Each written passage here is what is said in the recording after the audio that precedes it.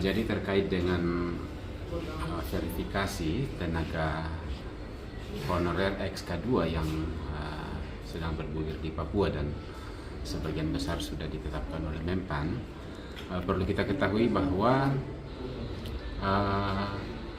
formasi ini diberikan pusat atas pengajuan atau usul dari Wakil Gubernur Papua saat itu Bapak almarhum Clementinal, dan sesuai kesepakatan antara Bapak Wakil Gubernur almarhum dengan Bupati, Wakil Bupati dan perwakilan semua kabupaten kota di Provinsi Papua di depan Menpan, BKN dan BPKP, bahwa yang dimasukkan atau yang menjadi kriteria untuk diangkat dalam formasi ex tenaga honorer K2 dan honorer lebih dari 5 tahun adalah mereka yang mempunyai masa kerja honor sekurang-kurangnya 5 tahun pada bulan Agustus tahun 2020.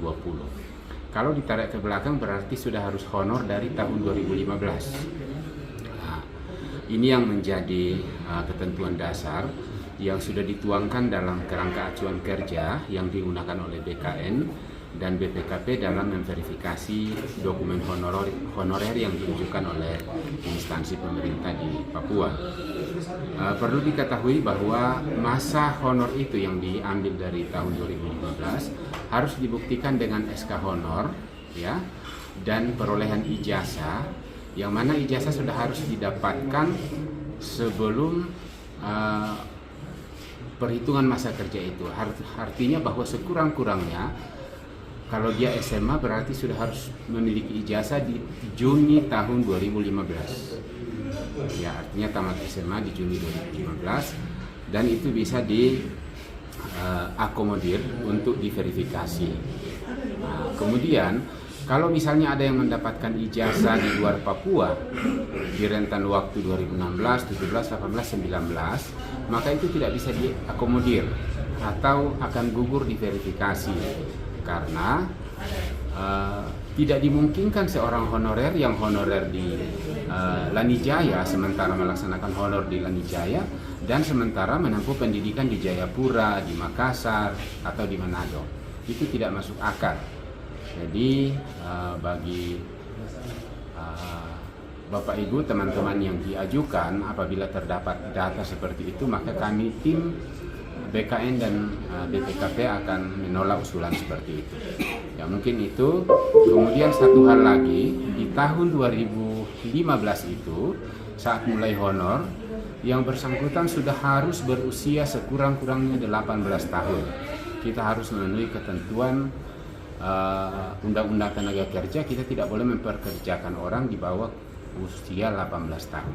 Ya, mungkin itu saja. Kalau misalnya seseorang sudah memiliki ijazah S1, kemudian didaftarkan di honorer, tapi ijazah S1-nya diperoleh di luar domisili, katakanlah di Jayapura, pada tahun 2019 misalnya, maka ijazah tersebut tidak bisa digunakan ke depan untuk penyesuaian ijazah.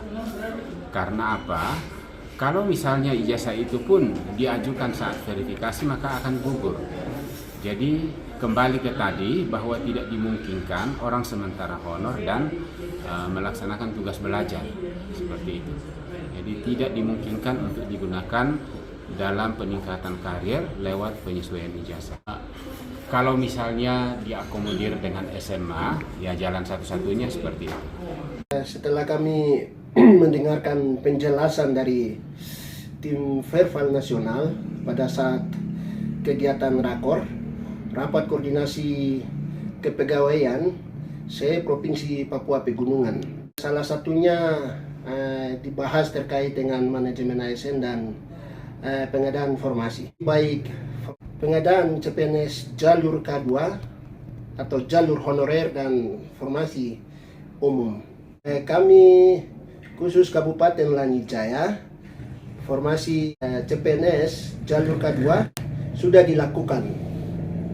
Berkasnya sudah dikirim tahun lalu ke tim Verval, dan tim Verval sudah melakukan verifikasi, baik tim Verval BKN, BPKP sampai ke Menpan RB Jakarta. Sesuai dengan ketentuan yang berlaku. Kami Lanijaya mendapatkan kuota sebanyak 500 formasi, dan kemarin penetapan formasi juga sesuai, sama sebanyak 500 orang.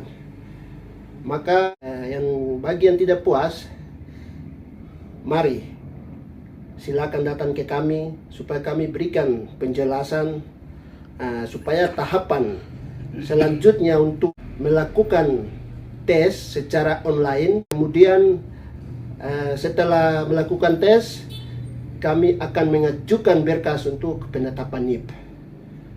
Setelah itu bisa melakukan pengadaan formasi umum. Oleh karena itu, semua proses ini jangan terhambat. Mari kami sama-sama mengikuti tahapan ini supaya semua pengangguran yang ada di Kabupaten Lanijaya bisa teratasi dengan baik. Kemudian apabila kami tidak melakukan formasi K2 atau dibatalkan, pasti sanksinya formasi umum juga tidak bisa dibuka. Oleh karena itu, kita mengikuti tahapan ini supaya semua proses bisa berjalan dengan lancar.